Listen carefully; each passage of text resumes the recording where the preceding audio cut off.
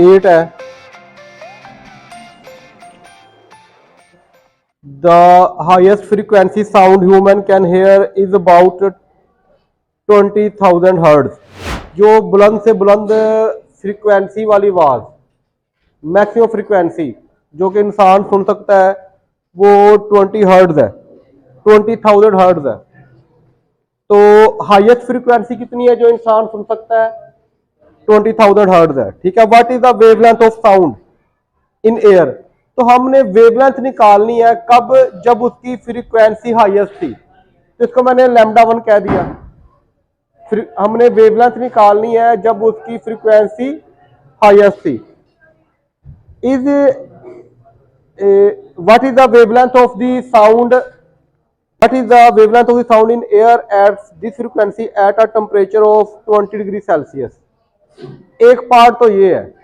अब दूसरा पार्ट जो होता है, what is the wavelength of the lowest sound? कहता है जब आपकी फ्रीक्वेंसी कम से कम हो, तो कम से कम फ्रीक्वेंसी कितनी होती है? 20 हर्ट्ज। तो इंसान जो है 20 हर्ट्ज कम से कम फ्रीक्वेंसी सुन सकता है और 20,000 हर्ट्ज ज्यादा फ्रीक्वेंसी सुन सकता है।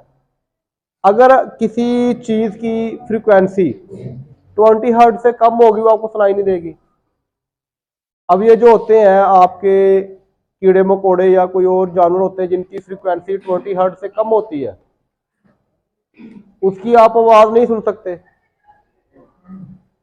क्योंकि हमारे कान अल्लाह ताला ने 20 से 20,000 हर्ट्ज के दरमियान बनाए हुए हैं।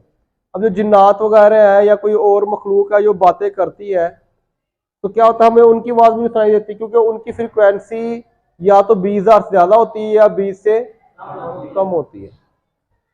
लेकिन हज़रत सुलेमान अलैहिस्सलाम को अल्लाह ताला ने ताकत दी थी कि वो, जिस तरह कुरान मजीद में भी है कि चूंटियां जो थी, जो वो मलका उनकी बात कर रही थी, तो वो उनकी आवाज को सुन भी लिया था और समझ भी लिया था, और जिन्नात के साथ भी यानी कि वो बात कर लेते थे।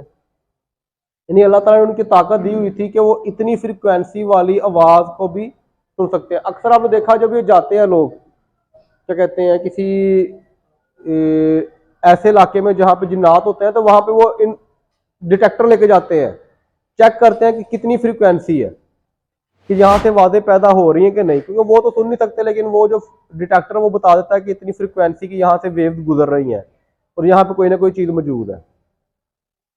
तो बहरहाल वो कहता है कि आपकी 20,000 हर्ट्ज वाली फ्रीक्वेंसी, उसकी भी आपने वेवलेंथ निकालनी है, और आपकी जो 20 हर्ट्ज वाली फ्रीक्वेंसी है उसकी वेवलेंथ निकालनी है। और स्पीड क्या दी हुई है, यानी कि दो पार्ट है इसके, कि 20,000 हर्ट्ज हाईएस्ट फ्रीक्वेंसी, उसकी वेवलेंथ निकालनी है। दूसरा पार्ट है लोएस्ट फ्रीक्वेंसी, उसकी भी आपने वेवलेंथ निकालनी है। Assume the speed of the sound in air at 20 degree Celsius is 343 metre per second. जिस तरह मैंने बताया था कि आपकी जो है आवाज की स्पीड जो होती है हवा के अंदर मुख्तलिफ टेम्परेचर में मुख्तलिफ होती है। पीछे हमने पढ़ा था 346 थी हवा के अंदर। अब वो कह रहा है अगर 20 डिग्री सेल्सियस रखें तो आपकी स्पीड 343 है। ठीक है। तो वेलोसिटी जो हमारी है दोनों के लिए 343 होगी, हाईएस्ट के लिए भी और लोएस्ट के लिए। ये अज्यूम कर लिया यही हमारी स्पीड है। तो हमने निकालना है, हमारे पास वेलोसिटी भी है, पहला पार्ट देखो, वेलोसिटी भी है, फ्रीक्वेंसी भी है, लैम्डा निकालना है। तो v equal to F lambda, F H हो जाएगा और लैम्डा 1 हो जाएगा। मैंने नाम दे दिया इसको, एफ एच हाईएस्ट फ्रीक्वेंसी के लिए, लैम्डा 1 हो जाएगा। तो लैम्डा 1 अलहदा कर लो और फ्रीक्वेंसी इधर आके डिवाइड हो जाएगी।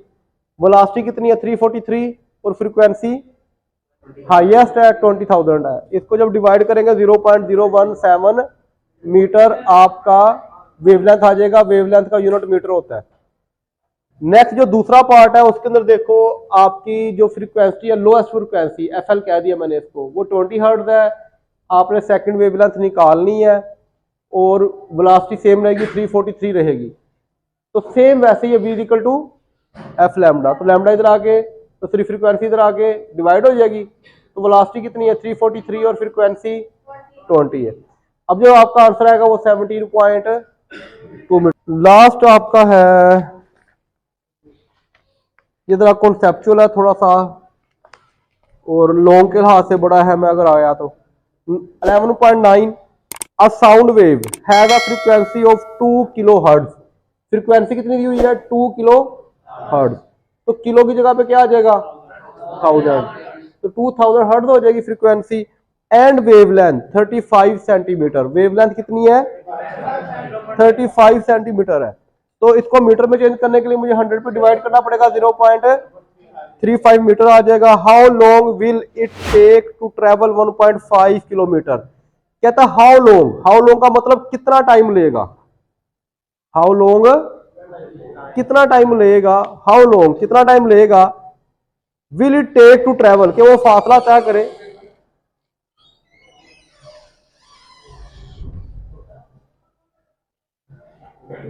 Will it take to travel कि वो फासला तय करे कितना, 1.5 किलोमीटर। तो आपका जो डिस्टेंस है वो 1.5 किलोमीटर है।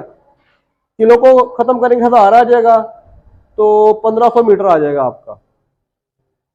अच्छा नेक्स्ट हमारे पास, हमने अब देखो हमारे पास दो फार्मूले यहाँ पे बनते हैं, उसने डिस्टेंस भी दिया हुआ है, टाइम भी दिया हुआ है। तो वेलोसिटी वाला फार्मूला v=d/t निकालना हमने टाइम है। अब यहाँ पे गौर करो तो हमारे पास डिस्टेंस तो मौजूद है, टाइम हमने निकालना है, और वेलोसिटी जो है ये हमारे पास मौजूद नहीं है।